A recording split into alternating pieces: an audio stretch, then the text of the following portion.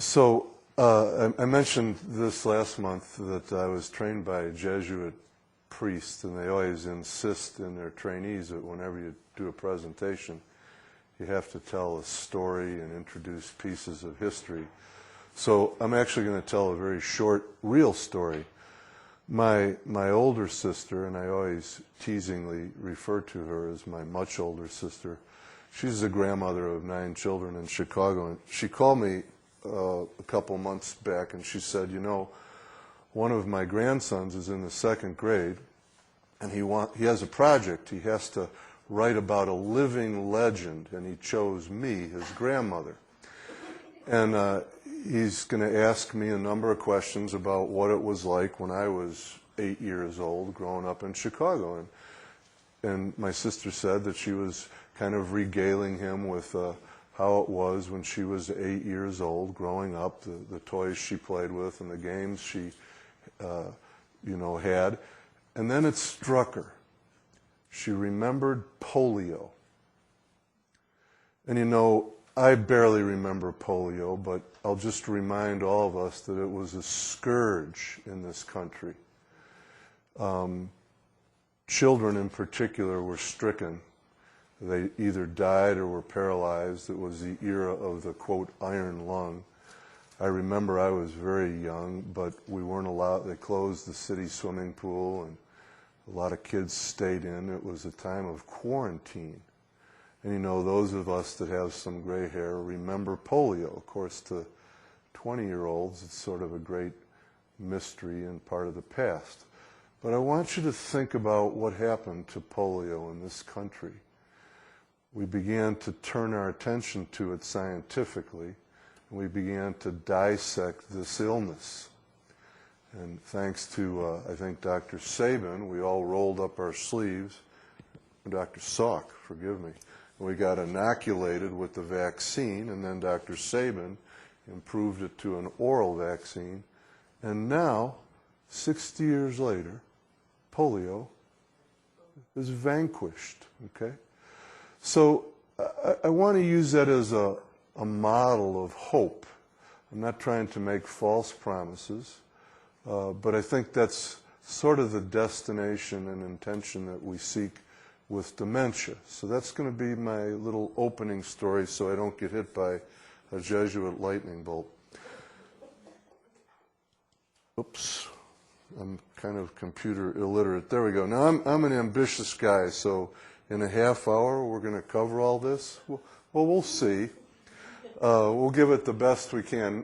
Now remember, the Jesuits stress telling stories and doing history, so we'll go way back into... That light hits right on the screen. Okay. We'll go right back into the Bible. So this is a book in the Bible, the book of Sirach. I actually heard this during an Advent homily, and I was sort of stricken in my pew.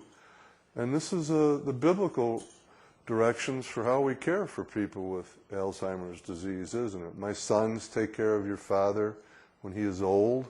Grieve him not as long as he lives. Even if his mind fail, be consoling to him. Revile him not.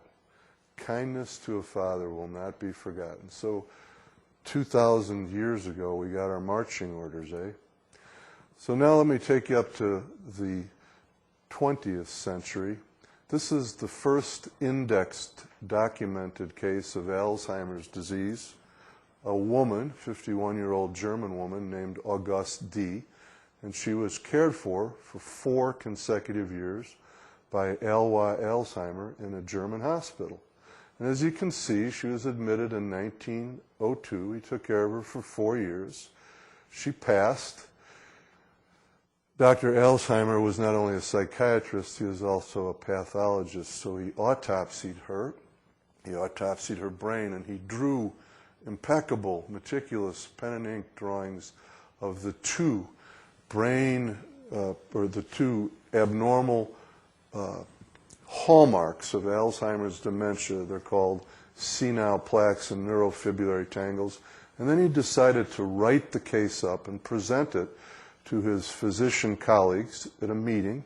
And as you can see at the end, he called it a curious disease of the cortex. At the end of his presentation, silence. No questions, no comments. So look at the chief complaint of Auguste D. when she was admitted into the German hospital in 1902. It really is poignant, and I think it says everything. I have lost myself. And there are her presenting symptoms at time of admission. Abysmal memory, language problems, extreme confusion, immense paranoia, quite negative, wandering. And back then, in 1902 through 1906, German hospitals were actually kind of impressive. She was treated with a very stringent and healthy diet, particularly compared to the diets we consume in 2010 in this country. Very active. You know those Germans. They like to make sure you get out and exercise. She had a full-body massage every day. How magnificent, eh?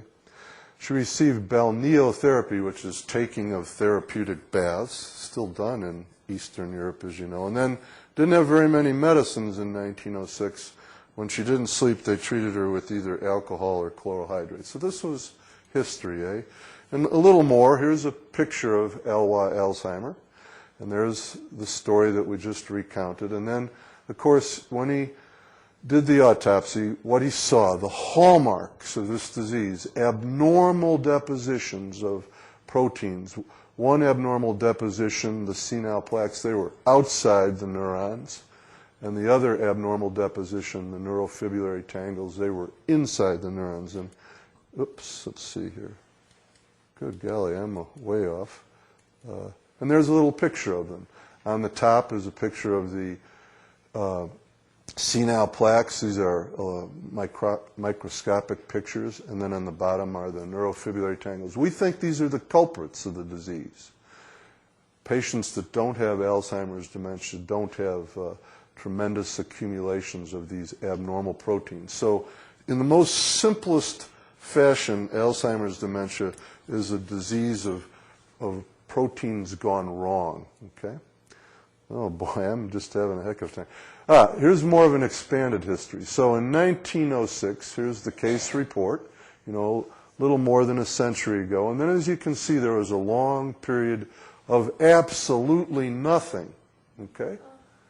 Because we had bigger fish to fry, we had to treat infections, and we had to take care of tuberculosis. But in the 1950s, you know, what had come to pass? Well, we had vaccines. People were beginning to live longer. Remember that in 1900, the average life expectancy in this country was around 47.